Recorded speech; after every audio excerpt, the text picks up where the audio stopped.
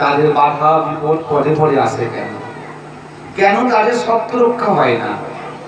যারা তোমার শরণাগত বলে শরণ নেয়, তারা চিরতরে নিশ্চিন্ত হয়ে যায়, তাদের সমস্ত ভার তিনি নেন।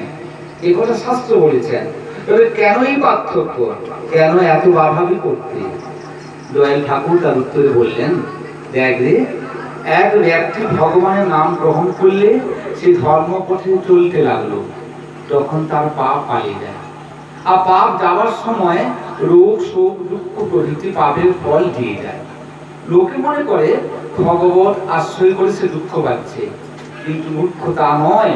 ধর্মাশ্রয়ে সে দুঃখ পাচ্ছে, তা পাপ পালাবার সময় তার ফল নিয়ে যাচ্ছে। এই রূপ মিথ্যাবাদী জোরচারী লোকের সর্বনাশকারী সুখ সমৃদ্ধি দেখে অনেকেই প্রশ্ন করে, তার পাপের ফলে এইরূপ উন্নতি হচ্ছে কেন? না, তার কারণ তার পূর্ব জন্মাকৃত পুণ্য পালিয়ে যাচ্ছে, পালাবার সময় তার কিছু ফল দিয়ে যাচ্ছে। ভাববার কোনো কারণ নেই যে সে পাপ কর্ম করার জন্য তার এত উন্নতি হচ্ছে। তার পূর্বাকৃত পুণ্য পালিয়ে যাওয়ার সময় তাকে তার ফল দিয়ে তাকে নিঃস্ব করে চলে যাচ্ছে। আর যারা ভগবত পথে থাকে, ভগবত চর্চা করে, নাম সংকীর্তন করে, গুরুচরণাশ্রিত হয়, তাদের কষ্ট পাওয়ার কারণ, ভয় পাওয়ার কারণ নেই।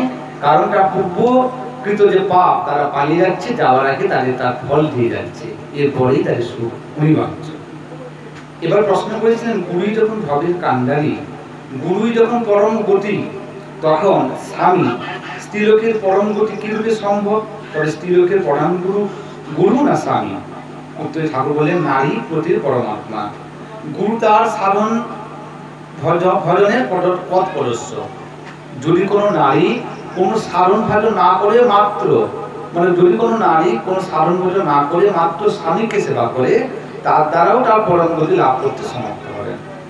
এবার তাকে বলা হচ্ছে, ঠাকুরের প্রশ্ন করা হলো, গীতায় ভগবান বলেছেন, কর্ম করো, ফলের আশা করো না। মানুষ মাত্রই তো কাজ করে ফল লাভের আশায়, তবে এই কথায় কি তাৎপর্য?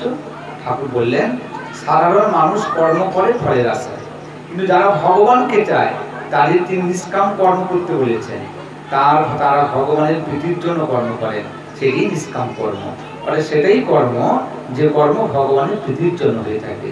আজকে এখানে যে কর্ম হয়ে থাকছে, আমরা সকলে নাম সংকীর্তন করছি, ঠাকুর কথা শুনছি, ঠাকুর কথা বলছি, এইসব কর্ম হচ্ছে ভগবানের প্রীতির জন্য কর্ম।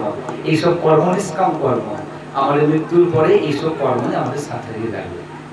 প্রশ্ন করা হচ্ছিল, শ্রী শ্রী ঠাকুর রামকৃষ্ণ বা অন্যান্য মহাপুরুষের কি বহু শিষ্য ছিল? না, তাদের দু একটি শিষ্য ছিল।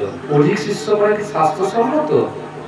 ঠাকুর বলেন, অধিক শিষ্য করা শাস্ত্রসম্মত নয়, কিন্তু যদি কারোর উপর ভগবানের আদেশ হয় সে কথা স্বতন্ত্র। হয়তো জানিস না, শ্রী শঙ্করানন্দ স্বামী লক্ষ শিষ্য ছিল। আরো কত মহাপুরুষের যন্ত্র করে ঠাকুর এইরূপ যে উদ্ধার করে গেছে। এবার একটা প্রশ্ন করেছেন, এই প্রশ্ন সকলের মধ্যে থাকে যে জাতিভেদ প্রথার কি সেই সুদূর আর্য সমাজ থেকে উৎপত্তি? হ্যাঁ, আমরা বলে থাকি সকল মানুষ সমান, অবশ্যই সমান, কিন্তু ভগবান জাতিভেদ প্রথা তৈরি করেছেন। জাতি বিভাগ সৃষ্টির প্রথম থেকেই আছে। তুমি কি আর্য শাস্ত্র পড়িস না? মনুসংহিতা খানা ভালো করে পড়ে দেখো। আজও মৌন নেবার ইচ্ছা আছে, কারণ আজ মৌন নেবার ইচ্ছে, ঠাকুর যখন উত্তর দিচ্ছেন তখন যে মৌন নেবেন, এই জন্য বেশি বলতে পারছেন না। তুমি বলছেন জাতিভেদ প্রথা শাস্ত্রসম্মত। এই নিয়ে কারো কষ্ট বা দুঃখ পাওয়ার নয়, শূদ্র ক্ষুদ্র নয়, প্রত্যেকেরই স্বস্বভাবে মানে নিজ ভাবে ভগবত চর্চা করার অধিকার আছে।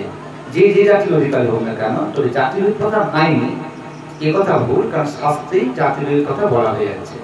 এখানে অধিক সংখ্যক যুবক সম্প্রদায়ের ছেলেমেয়েরা আছে, ঠাকুরের কথা তাকে স্মরণ করে দিতে হয় যে কখনো ভুলক্রমে অসবর্ণ বিবাহ করা যাবে না।